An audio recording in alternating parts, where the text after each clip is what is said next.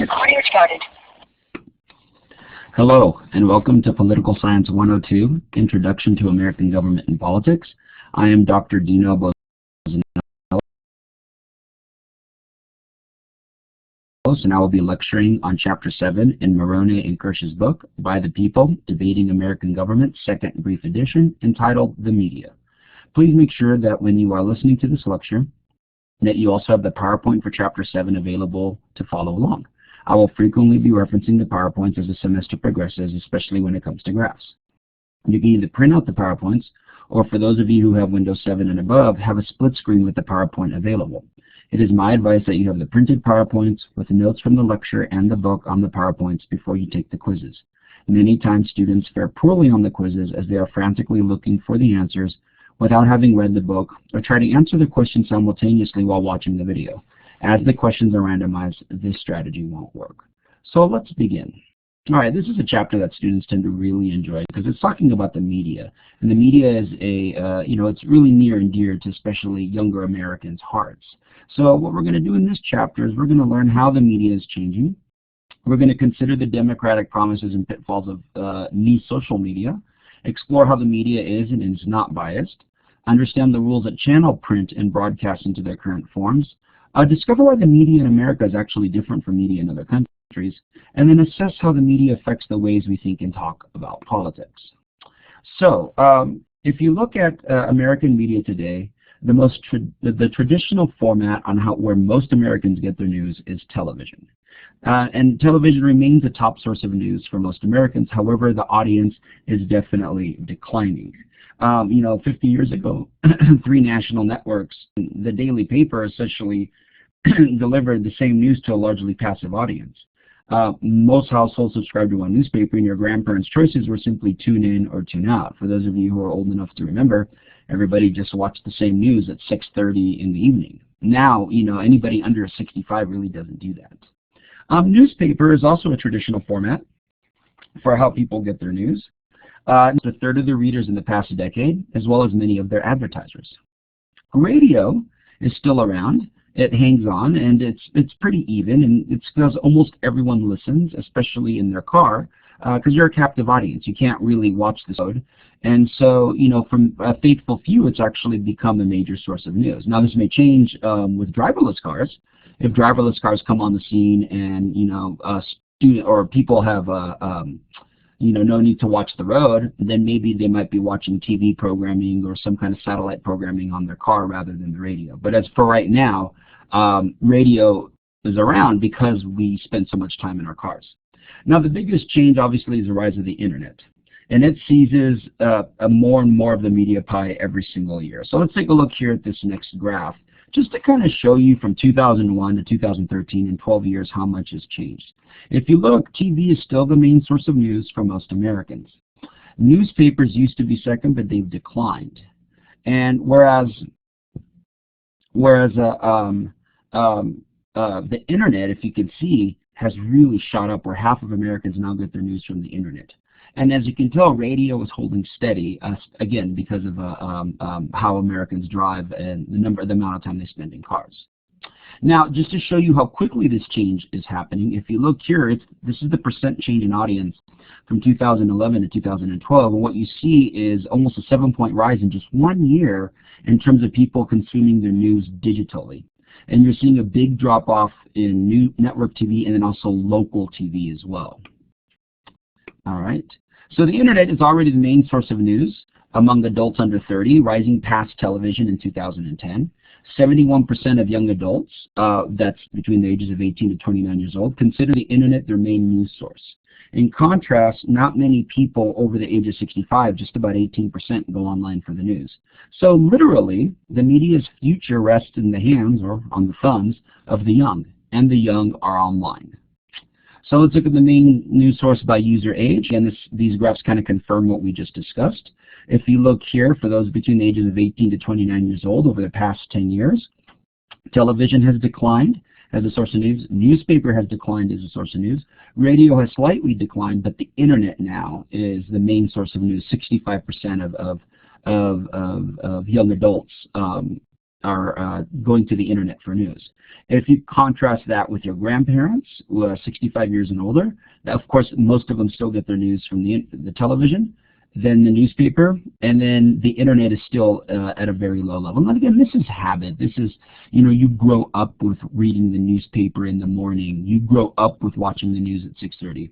Whereas if you're a millennial, you grow up with having, news headlines popping up on your mobile phone. It's what you grew up doing, and so things are changing definitely, and it's affecting the media. There's also social media, and now a lot of folks are not just getting the news online, they're also getting the news through social media outlets such as Facebook. So for example, 64% of U.S. adults use Facebook. 30% of U.S. adults actually say they get their news on Facebook, so that's quite a bit. Now, 78% of Facebook news consumers actually get news while on the site for other reasons. So what they do is they log on to check to see their friends' posts, or some picture they posted on a trip that they went, and then they see that their friends posted a story, and so they click on it because they want to see what the story's about. Now, 43% of Facebook news consumers think that the site is an important way to get news. 67% of Facebook users, so who watches, let me go back a second, who watches Facebook, or who gets their news on Facebook more? It's those who spend a lot of time on Facebook. So if you see 67% of Facebook users who visit for an hour or more a day get their news on Facebook. And this is compared to 41% who visit for less than an hour a day. So the more time you spend on Facebook, the more likely you are to get your news from Facebook. That makes sense. Let's look at the actual news experience. 64% click is, commenting back and forth on a particular issue. 43% will post or share links to news stories. A good chunk of you will just click the like button or maybe comment on a news story, not necessarily to a friend, but on a news story and commenting on the website. And then some of you, about 23%, post photos, videos on a news reporter's Facebook page. And at least 66% of you see headlines. And so when I talk to students, they often say, yeah, I don't really usually read the articles, but I do read the headlines. And so the headlines then really do become important in terms of what people write. Now, nearly half of all Facebook news consumers regularly get their news on at least 6 topics. But just 34% of Facebook news consumers like or follow news organizations, reporters, or commentators on Facebook. So it's very interesting what people are clicking on. There was a book called Tweeting to Power, where the author argues that social media really just confirms what we already think. So if you happen to have a conservative ideology, you usually click on the stories or follow the news that will confirm what you already think. And the same thing goes if you're liberal. If you have a liberal ideology, then that's usually the case. You're going to click on articles that are progressive or liberal, that are more to your ideological tastes. So interestingly enough, social media is not a place where we can go and exchange ideas. It's more a place to go reaffirm what we already think. So it's a very interesting book that this author wrote. Now, we're going to step back in time. We're going to go all the way back to the beginning of this country. We're going to talk about newspapers and of American democracy. Why is that? Well, remember back in Chapter 2 how we discussed the Anti-Federalists were angry about the Constitution. They expressed their displeasure through editorials in newspapers. And James Madison, Alexander Hamilton, and Thomas Jefferson, they responded through a series of editorials in other newspapers that we now have grouped together and called the Federalist Papers.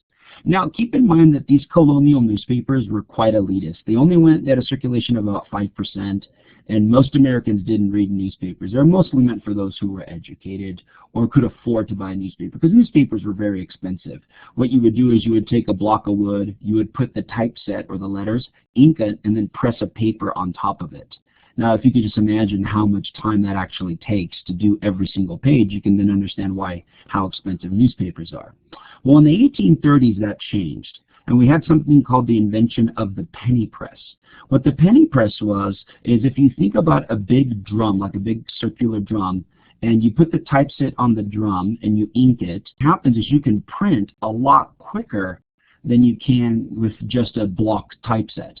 And so by having it go through these almost circular drums where it's like in between, and the ink's pressing down on the paper, you could produce papers at a very cheap rate. So cheap, in fact, that they were selling them for a penny back in the 1830s. This is truly the first mass media. This is where it was expanded to everyone. Everyone could now buy a newspaper because it was so inexpensive. And some of your major American newspapers, such as the New York Herald or the Tribune, they were the most widely read newspapers in the world at the time. Now, newspaper influence really grew after the Civil War in the late part of the 19th century. A huge flow of immigrants coming in, and so newspapers by the 1890s were reigning supreme. In fact, most times what you had was a morning edition and then an evening edition. And so you would often buy two newspapers just to kind of keep track of the news. The New York Times still does this online. If you go to newyorktimes.com, you'll see that they have a morning edition and an evening edition, but it's digital now. If you look, in fact, the media became so important that it had a tremendous effect on politics in what we call the Spanish-American War. This is a war that most historians agree is completely media-driven. So what happened is in 1898, an American battleship in the harbor in Havana, Cuba, sank. And so the New York Journal and other newspapers, they claimed that it was the work of the Spanish, that the Spanish Navy had put a mine and that sunk their ship, and they were calling for action. And so all this time they were, printing these sensationalist and salacious headlines about who was at fault. But what an inquiry found out later on is that actually it was a boiler room accident, and that's why the USS Maine was sunk. Didn't matter, they needed action, and so we went to war with Spain. And so Congress declared war on Spain. President McKinley reluctantly signed it into law, and we ended up taking Spain, all of Spain's former colonies. We ended up taking over Cuba, Puerto Rico, the Philippines, and all of these islands in the Pacific. And so we were there in the Philippines all the way up until 1945. We were there, and we're still in Puerto Rico. Puerto Rico is a commonwealth of the United States. Cuba, we reluctantly granted independence. Indeed, there was a big discussion back in 1902 on whether to outright annex Cuba or give it independence. And many said, you know what, we should give it independence. That's what we promised them. Although we didn't do that for the Filipinos. And so the Filipinos were not happy, and they actually fought a guerrilla war against us for about 10 years where 5,000 American soldiers died, which is actually more than the number of soldiers who died in the Iraq War. It was one of the first major guerrilla wars we fought overseas in American history. So if you look here, and so by 1900, you can see that there were more than 2,200 newspapers. Now, newspapers have been on the decline. Newspapers really prospered all throughout the 20th century, all throughout the 1900s. Starting around 2000 in the 21st century, newspapers started declining.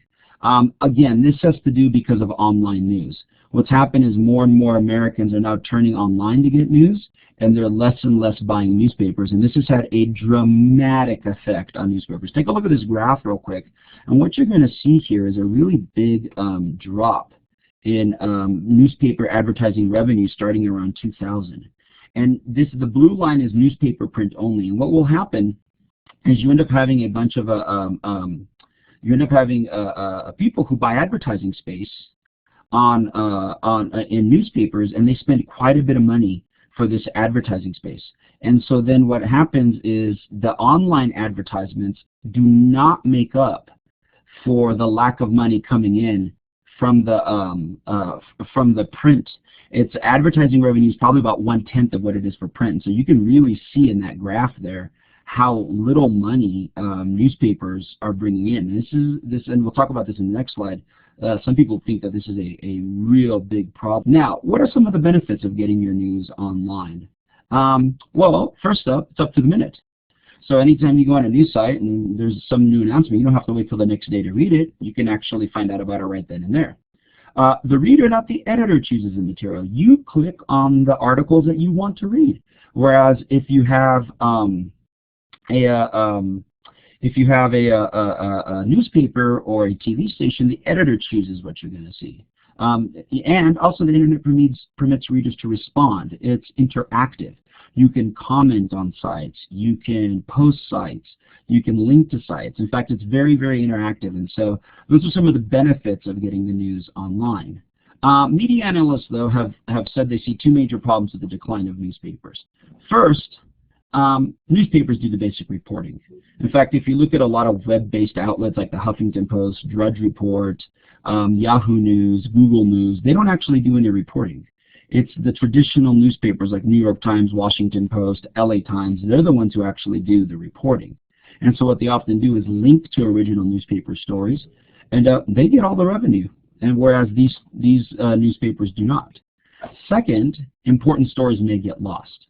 See, newspapers always cover what we call the hot stories, or the stories that we thought everybody needed to know, even if you didn't quite agree. And so now what you're doing is, a lot of these sites, especially like if you start using social media, these algorithms are tailored to start popping up articles that are more in taste with what you click on. And so what will happen is it reinforces what you're already watching. So you may not get the full news because you're only clicking on stories that sort of fit what you want to follow. Okay. So radio holds steady, as I mentioned. Radio began in the 1920s, and it immediately was used by politicians, especially by Franklin Roosevelt. And the fireside, he used what was called the fireside chat, where he would come on every Saturday morning, and he would speak to the American people. And this gave rise to what Americans call the personal presidency, or the idea that the president now has a personal link to the public and not through newspapers. They still do this. The presidents today still have a weekly radio address, and it's every Saturday around 9, but the president still gives a weekly radio address. Now, the radio era just lasted 30 years. By the mid-1950s, television had replaced it, but the three major radio networks that existed at the time, ABC, NBC, and CBS, American Broadcasting Corporation. And so, all right, so moving on then to the next one. We're looking at radio, again, as I mentioned earlier, is still popular despite TV and the internet. News and talk radio has probably become the most important political development since the 19th. News and talk radio stations in 2009 we had about over 1,500. One of the pioneers of talk radio is a guy by the name of Rush Limbaugh, and he sort of laid this foundation on how talk radio should look like in the late listeners a day. Now, if you look at this, most talk radio is conservative. And so if you look at the Rush Limbaugh, Sean Hannity, Glenn Beck, Michael Savage, Michael Gallagher, Michael Medved, these are all conservative commentators. Dave Ramsey, who's number 3 on the spot, is a finance guy, and so he's pretty violent. You won't see someone who probably is of liberal persuasion until you see Dennis Miller on that list and Alan Combs. They're very conservative. So and talk radio has become the home of conservative news, and so many conservative Americans will turn to talk radio, whereas many liberal Americans tend to not turn to talk radio. If they do turn to talk radio, they probably go to National Public Radio. That's probably the exception to the rule, and it's not on this list because NPR is a publicly owned station, and so it operates under different rules. Okay. Let's look at the next slide. Let's look at television. Television came on the scene in the 1950s, and it had an immediate impact because now you can see images to go along with what you were listening to. And so it really did revolutionize not only politics, but also Kennedy gave the first live press conference in 1961, and an incredible 65 million people, or 1 in 3 Americans, tuned in. So the young, charismatic president was a natural TV performer, and once again, a new media technology intensified the link between the people and the president. Okay. Daily news monopolized by CBS and NBC in the 1960s and 70s. Again, as I mentioned earlier in the lecture, is that everyone would watch the same version of the news. People would leave work at 5, get home by 6, have dinner, and then watch the news at 6:30. And there wasn't anything else on TV at this time. If you had, I think, a couple of channels, and these channels showed the news at 6:30. This changed in the 1980s when technology allowed for people to access cable and satellite. One of the first cable stations that came online was CNN, or what's known as cable news networks. And it was piddling along until about the 1991 Gulf War, when CNN had embedded some of its reporters, and there's a picture of Bernard Shaw there in Baghdad, and when the U.S. started bombing Iraq, Bernard Shaw would hold the microphone outside and you can hear the bombings. And so for those of us who grew up remembering the Gulf War, this is our first truly 24-hour news televised war. And CNN viewership jumped. I mean, you had close to a third, if not half of all Americans watching CNN.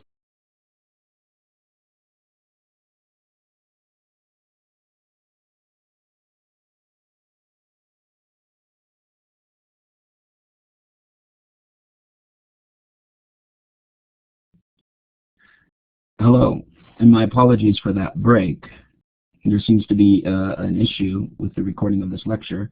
Let me repeat what I just said. So this next slide looks at the concept of infotainment. Infotainment is looking at the blurred lines between news and entertainment. In this case, what happens is you're entertained while receiving the news. So late night talk shows really got into this political act. They were the ones that kind of pioneered this idea. For example, Bill Clinton back in 1992 went on the Arsenio Hall show and played the saxophone to have to reach out to a younger audience. Senator John McCain announced his candidacy for president in 2008 on The Late Show with David Letterman, and every presidential candidate and presidents have all gone on these late night talk shows. In fact, there's a picture of President Obama and Jimmy Fallon. Now, The Daily Show became the major source of news. The Daily Show is a major development that's been happening. Jon Stewart really sort of refined the formula by merging comedy, entertainment, political talk, and savvy media criticism on The Daily Show. Stewart himself actually pointed out the fading line between news and entertainment when he noted that his show airs on Comedy Central and the lead-in features puppets. So, you know, this is where the thing is, most young Americans now, they go to The Daily Show to get their news. There was a Pew survey that came out in 2012 that said a majority of those to the ages of 18 and 29 are now getting their news there. And so we have a big debate in class on whether this is a good thing or a bad thing. We're not quite sure, because if you need to be entertained to get your news, are you really learning? Some say yes, because they would never watch the news anyway, so this is the only way to get the news. Some argue no, folks are making fun of politicians, and some of the issues are pretty serious. They're not a laughing matter, but yet we do this anyways. And so we do know that this is going to be the trend. Younger Americans want to be entertained when they get their news. They don't want to have to sit through a boring one-hour lecture, but they want to be entertained, and this is the way it's going to be. So we're moving in this direction. All right, we also see, again, as I mentioned earlier, the rise of new media, social media. Facebook, Twitter, YouTube, these are all really important platforms now for politicians to reach out to Americans. For example, Obama announced his re-election bid in a 2012 YouTube video.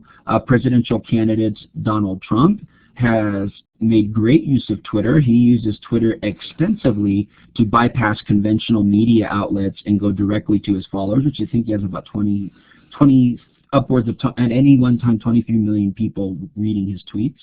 And you do see that the effects, there's been effects of social media in the United States. We really do look at this as a new era of citizen participation, where anyone can be a reporter by recording an event on a phone and posting it. Anyone can, what we call iReport, and viral news videos like Vine have become extremely popular with younger Americans. And with everything moving online, we can now trace news events through email, texting, and posting. And scandals are much harder to hide. It's very difficult to hide scandals or hide secrets because everything is online and somebody tends to find out. So, or people argue, look, maybe the rise of social media isn't as good as we think it is. It might just be a new era of eroding news coverage. Because again, all these social media sites, all these online sites, all of them rely on the same old news sources but avoid paying them. If you look at this graph, you'll see that Yahoo News, Huffington Post, Google News, these folks do not create news. All they do is link stories for free, and as I mentioned earlier, they grab most of the online revenue. Now, some corporations have started to institute what's called paywalls. So, for example, the Wall Street Journal has pioneered this, and a paywall is where you click on a story in, let's say, Google News, and you get about a paragraph, and then they ask you to subscribe or pay for the article to read the rest of it. And so I'm not sure if this will work, Americans over the past 15 years with the rise of the internet have become really used to not paying for their news. So the fact that now they're going to start charging for the news seems that I don't know if Americans will turn to this or not. But we'll see, because this might be the way out of the conundrum that newspapers find themselves in. So let's shift gears now. We often talk a lot about the media, and one of the things you tend to hear about the media over and over and over again is the question, is the media biased? Now, you tend to hear this more from conservatives than you do from liberals, but both of them charge that the mainstream media, or those, CBS, NBC, ABC, CNN, these are all what we call mainstream media, and conservatives often claim that their causes are never covered and that the mainstream media is biased towards liberal causes. Liberals often charge that the mainstream media rarely challenges the rich and powerful and often protects the status quo. And so the charges are obviously on both sides, but you tend to see here in this graph who tends to think there's much more bias in the news, and Republicans tend to out-survey Democrats in terms of bias. In fact, 50% of Republicans think mainstream media is biased, whereas only 32%. But this is an increase overall from 1989, where it averaged around 25%. So which one is it then? Are they biased towards conservatives? Are they biased towards liberals? Or does an ideological bias even exist? Well, it's going to depend on how you want to look at it. If you look at, let's say, surveying reporters, let's look at reporters and how they identify. The overwhelming majority of reporters identify as Democrats. Reporters in the mainstream media tend to report more consistent liberal ideology than the country as a whole, and indeed 85% of the press corps calls themselves liberal or moderate. Many political scientists, though, we often argue and show in our studies that the media, even if the press corps itself might be more liberal or democratic, that the media itself actually doesn't tend to lean either towards Democrats or Republicans. And you tend to see, why is that? Well, because the media loves any story that drives viewership. You have to understand that really what's driving the news industry is not whether they're conservative or liberal. What's really driving them is, are you going to watch the news so that they can charge for a commercial? So profits drive the news industry. Media sells its audience to advertisers. The prime directive then is to expand the audience. Now, when ratings rise, business prospers. When they fall, media replaces anchors and cuts staff. What we have seen is there is a strong incentive to pitch the news towards a particular audience, especially towards conservative viewers. This is much more effective. If you can see here in this graph, it shows that 47% of what we call consistent conservatives tend to watch Fox News, whereas consistent liberals are more split up among CNN, MSNBC, NPR, and the New York Times. So what news media outlets have found out is that if you pitch it towards a particular ideology, you're going to have more of those committed people watching it, which is why you see Fox News moving right, MSNBC moving left, and again, CNN's in the middle trying to get that moderate voter, or that person who's not ideologically aligned, and those are the folks who usually don't pay attention to news. They're not usually involved. So again, guys, drama delivers audiences. You can see this with your evening news. For example, we have a saying, that says that if it bleeds, it leads, and the most grisly event will often be featured. It could be murder, rape, or some horrific act, and that's what starts the news at 11 o'clock at night. And then they tease you with the weather, and then you don't get to the weather until like 11:25, 11:30. And so all of this is because drama sells. If it bleeds, it leads. In other words, people want to see death, destruction, and mayhem. It's much more appealing than a mother who's working hard to raise money so she can put her kids through school. That's not as exciting as watching, O.J. Simpson, or watching some kind of catastrophe take place. This need for drama has actually really transformed election coverage. We no longer cover issues. We now just cover the drama of campaigning. And boy, has the 2016 presidential election been full of drama, from people calling each other names and candidates going after each other, and the negative campaigning, which we'll talk about in the next chapter. You see that there's a lot of drama.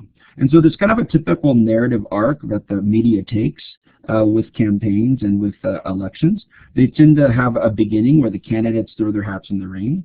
A middle, they talk about who's ahead, who had the best week. And then they talk about the conclusion, who wins. And then they have a take-home message that the loser had a fatal flaw that other candidates should avoid. Political debates are also about drama. There's a lot of pressure to kind of build a narrative there. And finally, nothing attracts drama like scandals. So for those of you who say, okay, well, newspapers and the media stations, they skew left, sure, but they had no problems covering the Lewinsky affair.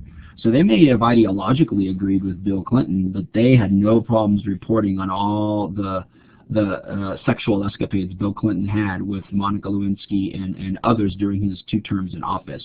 So again, it's to show you, that sex and scandal sells if it bleeds, it leads. Profit drives the media industry more than ideology does. There are more media biases. The media is now much more skeptical than it used to be, and this has less to do with market forces and more with the profession of journalism itself. A lot of things changed with the Watergate scandal. The Watergate scandal was a failed effort in 1972 by Republican operatives to break into Democratic Party headquarters at the Watergate office complex in Washington, D.C. President Nixon ordered the break-in, and he attempted to cover it up, and President Nixon actually used to record his conversations. And so the tapes reveal that President Nixon ordered the break-in, attempted to cover up the event, and it caused him to resign the presidency. This scandal taught reporters that they were no longer chummy insiders, but now skeptical outsiders looking for the truth. Government went from being a partner with the media to now being an adversary with the media. And each time the press feels like it's been misled by an administration, the skepticism grows. This is definitely the case with George Bush in the 2000s with WMDs, where he said we had WMDs, and then search efforts said that no, actually Iraq did not have weapons of mass destruction, or had very few weapons of mass destruction, none capable of inflicting harm. And Obama and healthcare reform, where Obama said, you can keep your doctor. That's not gonna, you can keep your doctor. If you like your health plan, you can keep it, but obviously not all could. And so reporters now are much more skeptical, and they ask much tougher questions, which could explain why some presidential candidates have actually kicked reporters out. They don't want them around because they just don't trust what they say. And so this is a real shift in the media. Let's shift again. Let's look at how the government shapes the media. Democratic nations organize their media in 3 different ways. First, what happens is the government itself can fund the media. This is referred to as the public ownership model. It's a situation in which media outlets are run by the government and paid for by taxes.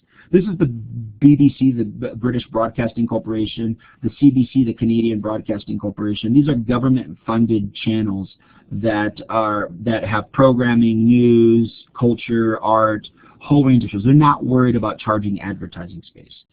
So this is familiar in many nations, but not democratic countries can organize the media by simply regulating the media, ensuring that it operates in the public interest.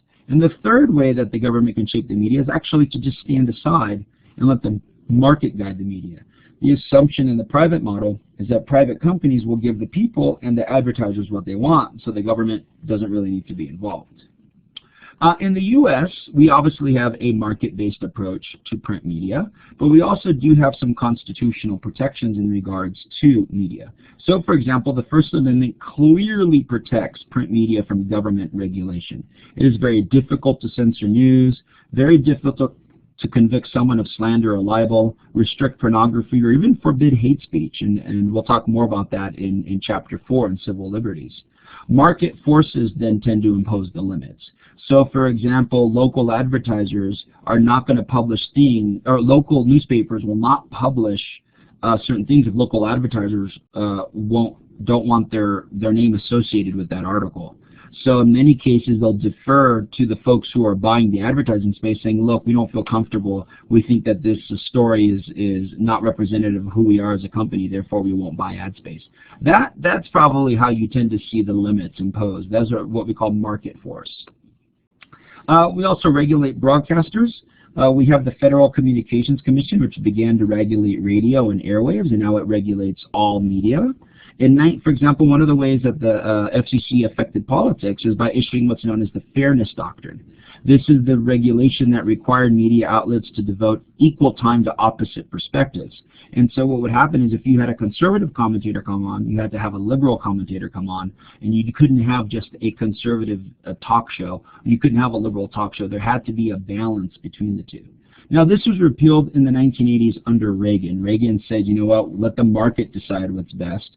And what happened in this case is that this is when Rush Limbaugh and other conservatives really rose in talk radio, is when the Fairness Doctrine was repealed in 1983. And so they were able to offer an alternative media outlet for conservative views and less so for liberal views. Again, talk radio tends to be much more conservative than liberal-based, as you saw from that previous slide. The market model is based on competition, that media outlets are competing for your attention and advertisers go with whoever's watching the media, whichever media station the most. But let's ask a question. If one corporation captures too much of the market, might it diminish consumer choices? There's two ways to view this. First, some people think that consolidation actually threatens fair speech and fair debate. Consolidation is when a media company grows and acquires other companies and threatens to dominate the market. Today's media takes so many, the other view is that today's media takes so many different forms, from social to online to print to TV to radio to satellite to cable, that stiff competition for consumer attention is just inevitable. And so the Telecommunications Act of 1996 reflects this second view. It was a major congressional overhaul of communications law that opened the door to far more competition by permitting companies to own outlets in multiple media markets, such as radio, TV, magazine, etc. And if you see on this next slide, that's actually what's happened. If you look in 1983, down in the right bottom corner, you'll see that some 90% of American media was owned by 50 companies. In 2012, six now media giants control a staggering 90% of what we read, watch, or listen to. And so some people would say, look, this is bad. This is consolidation. It's wrong, and this consolidation is leading to fewer choices and fewer outlets. Others argue, look, if you see that they're not just, grabbing all the TV, but they're going from TV to social media to online, so that they're in different types of media, or they use a different medium. So the major companies that you see are Comcast, which includes NBC, Universal Pictures, Focus Features, News Corp, which includes Fox Network, Wall Street Journal, New York Post, Disney, which includes ABC, ESPN, Pixar, Viacom, which includes MTV, Nickelodeon, Paramount Pictures, Time Warner, which includes CNN, HBO, and Time, and CBS, which includes CBS, of course, Showtime, and the Smithsonian Channel. So I'll leave it up to you to decide whether you think consolidation is a good thing or a bad thing. Now, how does the media shape politics? Well, the first way that the media can shape politics is that often what happens is news stories often reinforce existing beliefs. So imagine that you're a Republican with a lot of Democratic friends. You come across a detailed news story that crushes one of their cherished beliefs. You send it to them with a snide comment, and what happens? Rather than changing their minds, the story simply reinforces what they believe. Researchers have discovered that new information rarely influences people who already have strongly held opinions. Indeed, new information just simply reinforces existing opinions regardless of the content of the story. And whereas news stories, so the more attention you pay to the news and the more ideological you are, the less likely a news story will sway you. Now, only news stories that have a loud signal are likely to reach the people and influence their views. A loud signal are media stories with a very broad coverage and an unambiguous message. And so there's not often these loud signals, but they do occur from time to time. The second way that the media affects politics is by shaping the political agenda. News outlets have limited influence on what people think, but have enormous influence on what they think about. So keep in mind, the media doesn't even tell you what to think, but they do tell you, hey, think about this. And so that's actually really important. So when an issue commands great attention, we often say that the media puts it on the political agenda. These are issues that the media covers and the public considers important and politicians address. This is the first step. Setting the agenda is the first step in the process. And it's one of the most important influences the media has. So if you compare CNN to Fox to MSNBC, and I won't be able to do this online, but if you go to different websites, you'll see that they all have different stories and they all want you to read about different things. And so this is what we call setting the agenda, and it really matters then. Again, they're not telling you how to think, but they are telling you, hey, think about this. The next step is what we call priming. Priming is affecting voters or poll respondents' receptions of candidates or public officials by raising issues that are perceived to enhance or diminish the candidates. In this case, what happens is we use certain terms or certain phrases to try to get you to think about the candidate or to think about the issue in a particular way. So in the 2016 presidential election, candidate Donald Trump actually used this very effectively. He would say lying Ted Cruz or a crooked Hillary Clinton. He's using these words to prime you, to get you to think about his rivals in this certain way. And so this happens quite a bit. We'll see in the next slide, we'll talk in a couple of slides talking about Obamacare versus the Affordable Care Act. You're primed to think a certain way with when words are used versus other words. Think of it as like almost putting a coat of primer on the wall. You got to put a coat of primer on so then the next coat can stick, and that's exactly it. Framing the issue is a little bit different. Framing is when the media chooses a particular slant. It's the way the issue is defined, and every issue has many possible frames, each with a slightly different tilt in describing the problem and highlighting solutions. So it could have a liberal slant, a conservative slant, a critical slant, a positive slant, supportive slant, humorous slant. There could be many different ways that it's framed. Think of the analogies like framing a house. And how you frame the house is going to be how the house looks like, and that's what we mean by framing. So let me give you some examples here real quick. This is setting the policy agenda. So for example, if you look, this is a cover from the LA Times back in 2003 in March when we launched attacks against Iraq. And we noticed the explosion here, targeting government leaders, what Bush said about going to war. On the same day that we went to war with Iraq, there were huge protests all across the country against the war, and that's what you see on the right-hand side here. Those protests were not covered by the newspapers or by the media outlets. It was the attacks in Iraq. And again, the more sensational article is not peaceful people protesting, but warfare and violence. This is a much more, again, if it bleeds, it leads, which is true for local stations. It's also true for the national news as well. Let's look at priming.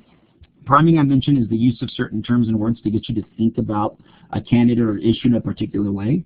So this is absolutely the case with Obamacare. Obamacare is actually called the Affordable Health Care Act of 2010. So we call it the Affordable Care Act for sure. That's its official title. Mitt Romney, when he was running for president back in 2011, he started calling the Affordable Care Act Obamacare, and saying, you know what, hey, it's not really Affordable Care, it's Obamacare, and so it's something different. He was using it derisively. He was trying to say, you know what, this isn't a good thing and blame Obama for it. Now, in the 2012 election, it didn't work because when Romney said in the debate, hey, Obama, can I call it Obamacare? He said, yes, absolutely. And it's because Obamacare still had sort of a positive view at this point. Fast forward a couple of years, and Obamacare has become much less popular. In fact, and we can see this because this is, and let me show you here, this is an example in a survey, an exact same survey, exact same sample of respondents, and they asked them, do you oppose Obamacare? And 46% yes said we oppose it. But then they asked them, do you oppose Affordable Care Act, which is Obamacare. It's the exact same thing, just with a different label. The Obamacare is pejorative by Republicans to tarnish Obama and his legacy. Affordable Care Act is the actual title itself, and only 37% oppose it. So again, does priming work? Sure it does. Here's a 9% difference in this survey showing that by just using a different word, we think differently about the issue, in this case negatively. Framing will be if we have a particular issue, how we want to present it. So for example, there has been a lot of discussion. There was a Supreme Court case a couple years back about Hobby Lobby, and Hobby Lobby saying that it did not want to provide, when it provided insurance to female employees, that they did not want to provide contraception such as birth control or others because they felt that it violated their religious beliefs. And so folks on the right were starting to say, look, we need to protect Hobby Lobby and other companies. They have religious freedom, and so they framed it as a religious freedom argument. People on the left and liberals were framing it more as a war on women, that these are conservative men who want to take away the rights of women to have control of reproduction. And so this is what we mean by framing. That you can frame things in a certain way depending on how the issue is. Again, if you're conservative, if liberals frame it a certain way, it's not going to affect you. If you're a liberal and conservatives frame it a certain way, it's not going to affect you. Framing and all these tend to affect those who are really in the middle. Those who are uninformed and uninterested are the ones who tend to be much more influenced by setting the agenda, priming, and framing. Okay. Finally, we're going to look at the campaign as drama.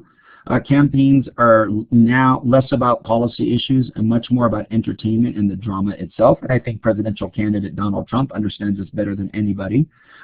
He incites drama and invites it, particularly because he knows it'll get attention. Indeed, at one of the first Republican presidential debates in October of 2015, 24 million people tuned in to listen. That's an incredible number, and it's mostly to see Donald Trump and to see his antics. And he understands this better than anybody. You may agree or disagree with Donald Trump, that's fair, but he knows how to use media as a way to get attention, be it in a positive or negative way, and I would argue mostly in a negative way. But, you know, in his book he says, all news is good news. And so he's learned this. So now other people are picking up on this, that campaigns are about entertainment and drama.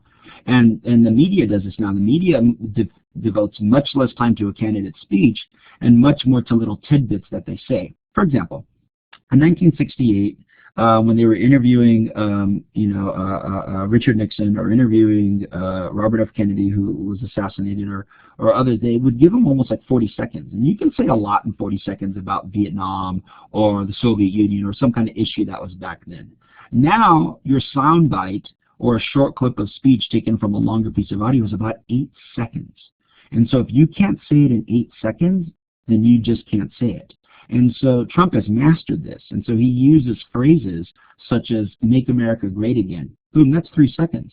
Obama did this, "Hope and Change," right? That's 2 seconds. And now you're looking to do things under 8 seconds so that way you can get the public's attention. Hillary Clinton, who ran on the Democratic side, has struggled with this. She tends to struggle to come up with phrases in 8 seconds or less because she's much more of what we call a policy wonk, somebody who actually studies policies and tends to discuss them in great detail. And, they're not entertaining. And what we say earlier, people want to be entertained with their politics. Definitely the media focuses on scandals and gaffes. They now become the news. And effective campaigners often develop rapid response teams. And effective campaigns will have to develop rapid response teams that deal with any media crisis or scandal. Finally, the media often creates what we call candidate profiles. And campaign coverage often features a powerful narrative. Because what the media does is it sketches a profile of each candidate. Now, these sketches are simplistic, exaggerated, and hard to escape. However, it doesn't matter, because this image then shapes future coverage. For example, President Gerald Ford back in 1975-1976 tripped over a piece of furniture. And that now set him up as being clumsy. And so everybody from Johnny Carson would all make fun of Gerald Ford, Jerry Ford, tripping, and he was clumsy. Now, Jerry Ford was a star running back at the University of Michigan. He was a real athlete who played pro. He's not clumsy at all, but it didn't matter. That was the sketch that the media profiled him in, and then he was stuck. And so we see this with Obama as being cool and aloof, or we see this with Clinton as being, unable to talk to people. I mean, these are media sketches. They're exaggerated. They're not true. They have a little bit of truth, but they're not entirely true, but that's what we do. And once a portrait develops, folks, it reverberates through the infotainment world. You go to the Daily Show with Trevor Noah, or late night talk shows, and you see that any behavior that quote unquote fits immediately gets airtime, reinforcing the narrative set up by the media. All right, so in conclusion, in Chapter 7, we are really at the crossroads of American media. What makes American broadcast media unusual is that it's always been a commercial enterprise, and that television, as we mentioned, is being squeezed by the web and other new media. Important issues like education, the environment, and impartial analysis of the healthcare system really cannot survive in this chase for audience, where victory now goes to the loudest or to the most outrageous. Having said that, we often tend to say that American media often reflects its nation and its people. We've only talked about particular types of media. For example, a Spanish language network such as Univision is the 5th largest network. and it beats all the major networks on both Wednesday and Friday nights among young adults. In fact, the dozen-speaking Spanish networks boast a total of more than 260 affiliates, and together they reach more local stations than any one of the major networks. And we often don't talk about Spanish language media when we're talking about the media. Religious networks as well. The 10 largest religious networks have 338 affiliates. The largest, which is the Worship Network, reaches an estimated 69.9 million households. By way of comparisons, folks, Fox reaches 112 million. So we can see here that American media is changing, and we don't often, when we talk about the media, take into account alternative media such as Spanish language or religious networks, and we probably should in the future, because this is, again, media tends to reflect what we as Americans want. All right, so this concludes the lecture for Chapter 7 in Maroney and Kirsch's book, The New American Democracy, Second Brief Edition. This chapter was entitled The Media.